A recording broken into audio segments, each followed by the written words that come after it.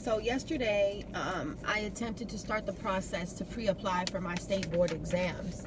I've been going to school for about 5 months now, and it's time for me to fill out the paperwork and go take my exam with the state and get my license so I can be an esthetician in the state of California. While I was filling out the application, I came across the question, have you ever been convicted of a crime? Me, of course, I have to check yes. The crime I committed was over a decade ago, and I've been home almost 6 years. But nevertheless, here I am in school, still needing to explain myself. So I check yes. Because I check yes, I'm handed an additional affidavit that needs to be completed, and told that my application is going to take about 6 weeks longer than everybody else's. I have to tell you, like, I was feeling so many different things. I was pissed, I was frustrated, I was annoyed. When do I get to not have to do this? When do I not have to jump through 10 extra steps because of the mistake that I made? You know, and people will often have this mentality when we have conversations like this. People will say things like, well, if you do the crime, you do the time. But here's the thing, that mentality is not only inaccurate, it's outdated and it's antiquated. You do the time. I did my time. I came home and I still have to deal with umpteen consequences. I don't get to just do the time and then paid my debt to society and I come home and I get to just move on. 6 years later, here I am after post-release, 6 years post-release, and I'm still jumping through hoops, and I could be potentially denied a license in the state of California to care for your skin, to wax you, to give you a facial, to apply eyelashes.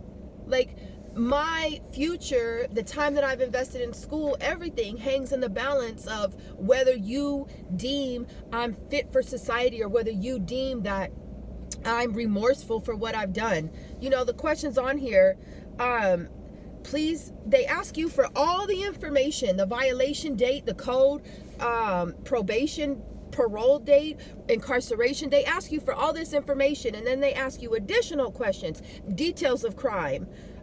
You should include who participated in the crime, who the victim was, what losses were suffered, explanation of the crime. Why did you commit this crime? I can't even be honest on this. I can't even tell the state of California what I honestly feel. I can't tell you who the victim was. I can't tell you I had a victimless crime, because in your mind, I don't have a victimless crime.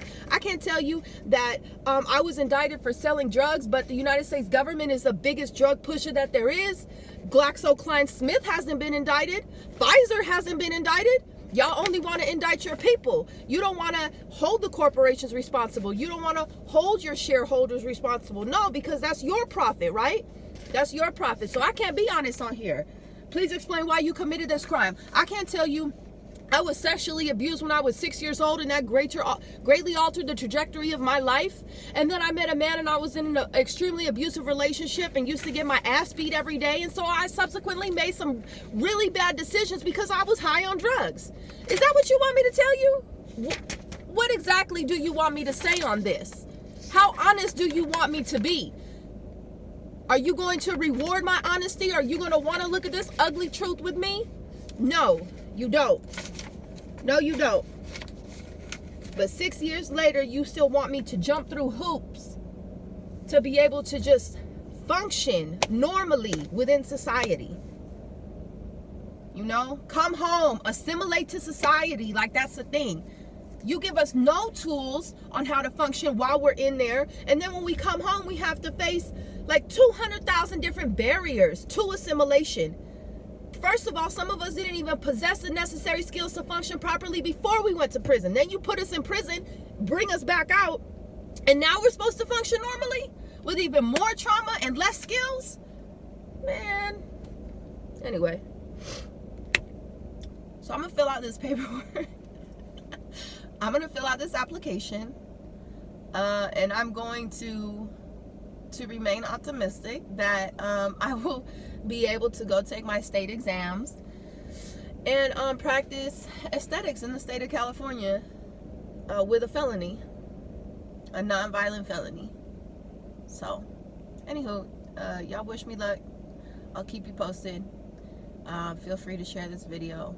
These are real challenges that many people face coming home. This is just the tip of the iceberg. I mean, the collateral consequences from having a conviction, from being incarcerated, run from not being able to participate in your children's school field trips, to having to register as a narcotics offender with the local police department and register what car you drive and register your license plate, so that every time you're in traffic they can run your license plate and it can just pop up that, oh, you're a narcotics offender, because that's not profiling at all, you know. So I could go on and on about this. I'm not gonna do it. I gotta go to school, but that's I'm feeling some type of way about this.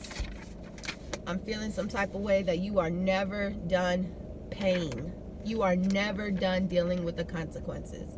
No matter how much work you've put in yourself, no matter how much work you do within the community, according to these people, the United States government, the state of California, you are never done.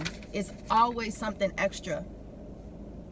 And I'm tired, and this shit has to change. It has to change.